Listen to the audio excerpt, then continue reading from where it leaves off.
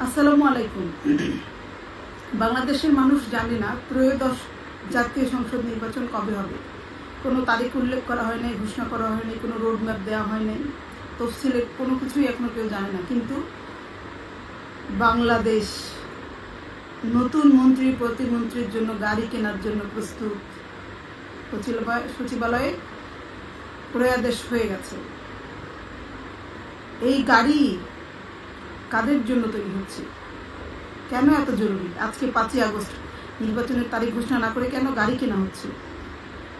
রাজনীতিবিদদের কাছে আমার প্রশ্ন, আপনারা তো মনে করছেন যে কোনোভাবেই শেখ হাসিনাকে ফিরতে দেওয়া যাবে না, কোনোভাবেই আওয়ামী লীগকে ফিরতে দেওয়া যাবে না।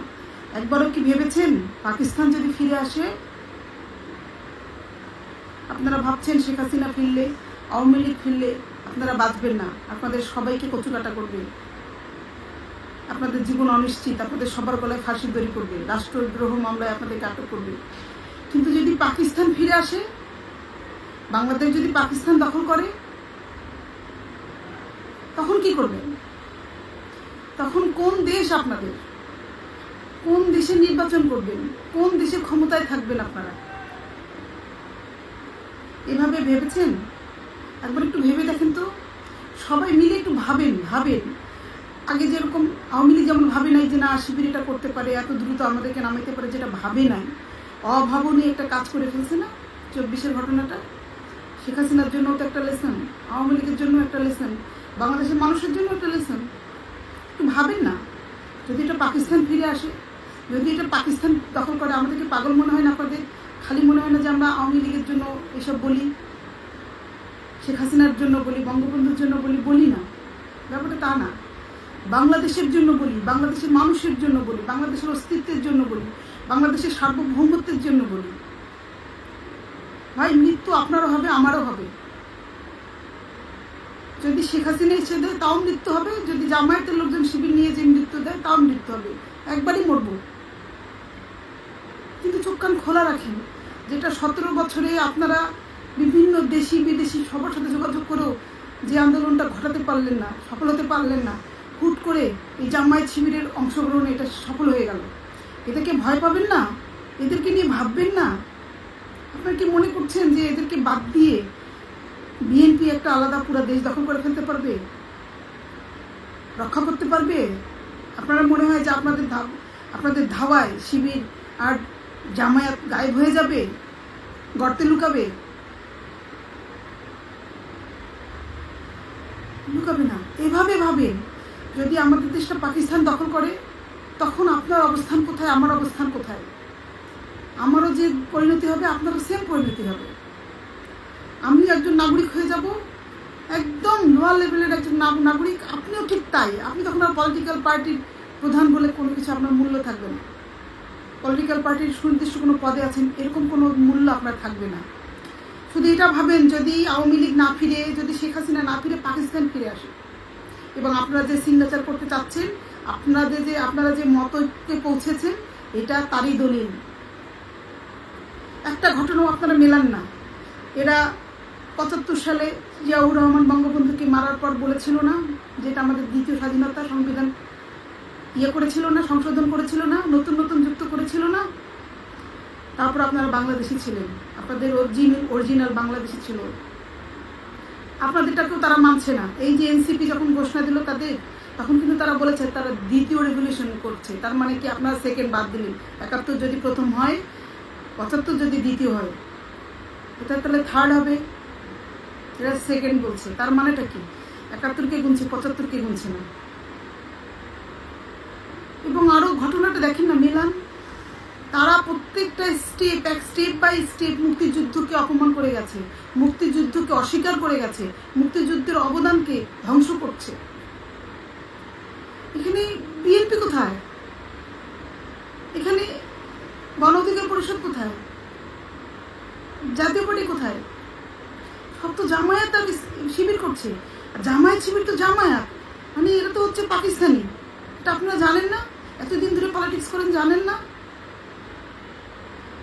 আপনার রেভলিউশন বলেন আর বিপ্লব বলেন আর অভ্যুত্থান বলেন, এটা তো টোটালি জামায়াতের অভ্যুত্থান, পাকিস্তানের অভ্যুত্থান। পাকিস্তানে যারা আছে পাকিস্তান থেকেও স্বীকার করেছে, এই শিবিরের কর্মীরা, জামায়াতের কর্মীরা স্বীকার করেছে যে এটা তাদের অভ্যুত্থান। আপনাদেরকে তো অংশগ্রহণই, আপনারা যে অংশগ্রহণ করছেন সেটাও তো মানতে চায় না। তারপরে শেষ পর্যন্ত মাহফুজ আলম যে তথ্য উপদেষ্টা যে বয়ান লিখেছে, সেখানে তো শুধুমাত্র বিএনপিকে সকল হামলা মামলার দায়ী করেছে, স্পষ্টভাবে উল্লেখ করেছে। আর কোঅর্ডিনেশনের দায়িত্ব দিয়েছে বলে স্বীকার করেছে যে সব কোঅর্ডিনেশন করেছে জামায়াত শিবির, দেশি বিদেশি।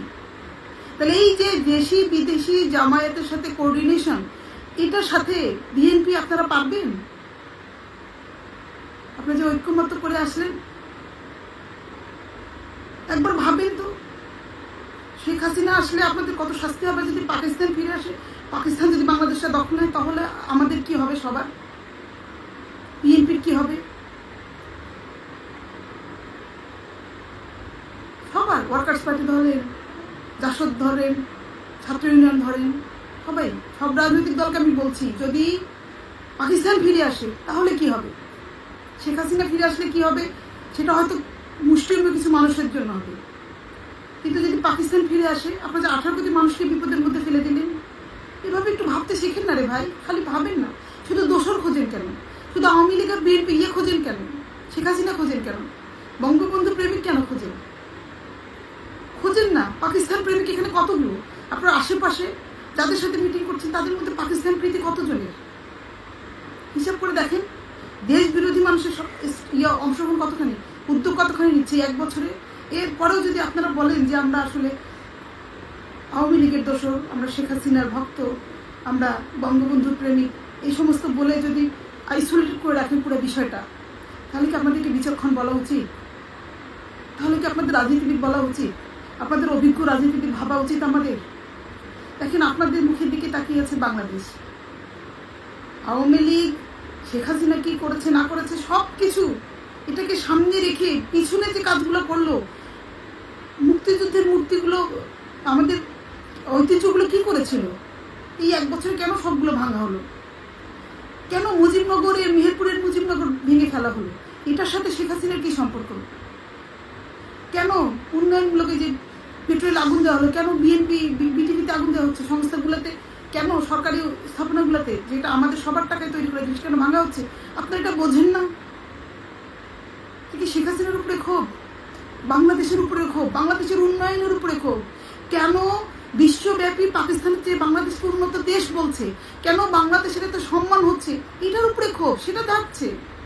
এটা বোঝেন না কেন? এটার জন্য তো অনেক বেশি বিশেষজ্ঞ গবেষণা করতে হয় না। এটা বুঝে শুনে আপনারা ভাবতেছেন নির্বাচন দেবে এই সরকার, জামায়াতে শিবির জামায়াত মিলে নির্বাচন দেবে? মনে নাই আমাদের সেনাপ্রধান প্রথমে কি বলেছে, জামায়াতের আমিরের সাথে যোগাযোগ করেছে। তার মানে ফ্যাক্ট বোঝেন না আপনারা? তাদের কথাবার্তা, আচরণ, এতগুলো মব হলো, এতগুলো মানুষ মারলো, রাস্তাঘাটে ধরে ধরে নিয়ে যে খুন করতেছে, ধর্ষণ করতেছে, চাঁদাবাজি করতেছে। টিআইবি সর্বশেষ বিএনপির নামে 92% চাঁদাবাজ সন্ত্রাসী সংগঠন হিসেবে সহিংসতার সাথে জড়িত। এই রিপোর্ট গতকালকে 4 তারিখে ছাড়লো। কেন ছাড়লো? উদ্দেশ্য বোঝেন না? উদ্দেশ্য বোঝেন না? বাংলাদেশ কার হাতে যাচ্ছে, বাংলাদেশকে কার হাতে তুলে দিচ্ছেন? আজকে কিসের উৎসব হবে?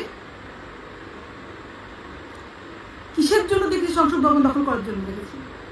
মানে এখন আমাদের সংসদ, আমাদের ইচ্ছা। গাড়ি কিনেছে সেই কারণে নতুন নতুন নাম যুক্ত হবে, সব জামায়াত শিবিরের লোক থাকবে। লিখে রাখেন, আপনাদেরকে ভুলবেও না। আপনারা বলেছেন না আমাদেরকে এখনো দাওয়াত দেয়নি, অপেক্ষা করেন। এই যে আপনাদের এই ভুলের মাসুল, এই যে না বোঝার মাসুল, কম বোঝার মাসুল, অবিবেচকের মতো যে কাজগুলো করছেন তার মাসুল পুরো বাংলাদেশকে দিতে হবে। শেখ হাসিনার ভয়ে আপনারা যে আশ্রয় নিলেন জামায়াত শিবিরের কোলে, শুধু শেখ হাসিনা ফিরে আসতে পারে, আওয়ামী লীগ ফিরে আসতে পারে, এই ভয়ে, এইটা ঠেকানোর জন্য আপনারা জামায়াতের কোলে গিয়ে উঠে বসলেন। এটা আপনাদের জন্য সম্মানের মনে হলো? শিবিরের কোলে যে উঠে বসলেন, এটা আপনাদের জন্য আত্মসম্মানের লাগলো না?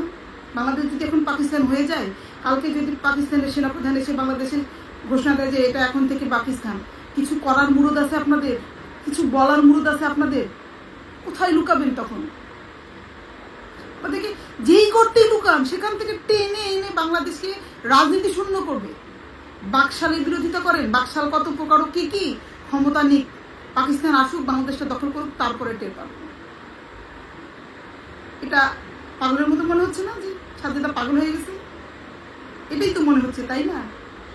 যে পুরা মাথা শেষ, এর মাথায় আর কিচ্ছু নাই। ভাই এসএসসি পরীক্ষা দিবেন, দেওয়ার পরে আপনি জানবেন যে আপনি পাশ করবেন। শুধু পাশ করবেন কথাটা জানার জন্য আপনার 3 মাস অপেক্ষা করতে হয়। 3 মাস পর আপনি রেজাল্ট পাবেন।